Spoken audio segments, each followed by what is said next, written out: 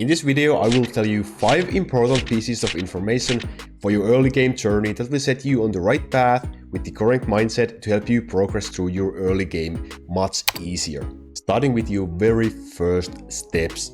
Your goal is to level up your castle to unlock all the 12 hero slots, which are obviously crucial to your progress. But while doing that, you should also set up a Gold Autobattle build for your early game waving. You see, up to your first 2000 waves, or maybe a little bit below that, you can actually make more gold per wave than what the cost of activating Autobattle using gold is. Meaning, you can make profit using Gold Autobattle, and you should take advantage of that. So make sure that in the early game you include all the gold boosting stuff in your build to make that profitable Gold Autobattle build. These include the treasures Bronze Piece, Gold Bar and Golden Heart, your heroes Military Band Mail, Oak Band, Alchemist and possibly Rose as well, and the Towers Trophy and Golden Tree, and also the castle part, the Golden Castle. Some treasures might feel a little bit expensive to buy in the beginning of the game, but the sooner you can get those, the more profit they can bring you. So at this point, just keep using your Gold Autobattle, and after it eventually stop being profitable, save up for the worthless coin treasure and start using your free Autobattle build with that treasure. And since you can't earn any gold from waves using your free Autobattle build, this leads us to the second point, which is enslaving, liberating the first world, the human world colonies, as soon as you can.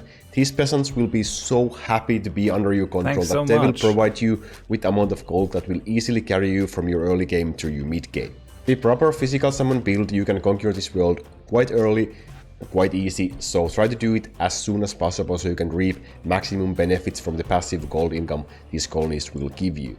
You will want to be at least on a wave level 2000 and have your main units at level 500 or 600 to do it very easily, and the build to do that will be included at the end of this video. The first world provides you with the most amount of gold out of these worlds, and that makes them the first priority you should do. And the second world is not so much of a priority because they mainly give some passive boost to your town archers, which again conveniently leads us to the point number 3. Forget about town archers. The game kinda tries to hint you to level them up, having a huge button for them on the main screen and all, but actually for normal and free-to-play players they are not that great to be used because they are much more expensive to keep leveled up high level enough so that they can keep up with your waving progression compared to just using the same amount of gold in heroes instead. So unless you wanna spend heavily real-life money in this game, I recommend you stop upgrading your town archers. You can clear all content with a hero-only build without any issues at all. The proof of that is right on the screen right now. So I recommend stop leveling up your town archer. Eventually you will want to get them to level 10,000 because you will get 1 extra skill points for them once you do so. But it's completely fine to just leave them up like at level 10 or so and just forget about them, don't equip them at all. And once the amount of money required to level them up to 10,000 doesn't really feel too much for you, you can just bulk level them up to 10,000 instantly and get that skill point and then forget about your town archers completely. So what if you have already leveled them up and you are currently using them? Well, like I said, don't worry, you will eventually want to get them to level 10,000 because you will get 1 extra skill point from them when you do so. So that gold is not permanently wasted, just remember they are not efficient to be used later game at all. So try to stop using them, try to transfer to the physical summon build, which is the current meta build and the best build you can use in the game right now. And that's obviously assuming you want to have a smooth progression through the game. If you want to do things on your own way that makes you happy, but you will be slower to progress to the game, you do you, it's your game after all, and the game is meant to be fun. But that is the most efficient way to approach this game if you want to be a professional Crowcastle player.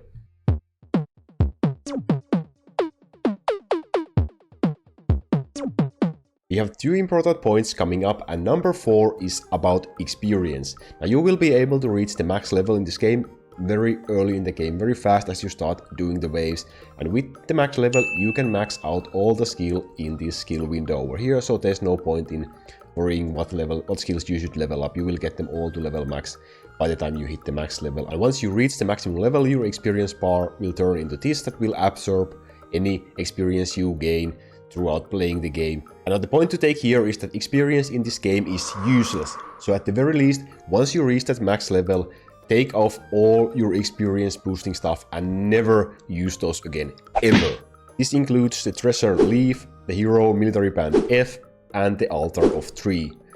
You will gain normal experience anyway, and it's not worth sacrificing any slots to use these useless assets to boost your experience income, because that's just not gonna make any difference to your game. It will just make your waving harder because you can't use proper units in your build because you are wasting the slots with experience boosting stuff.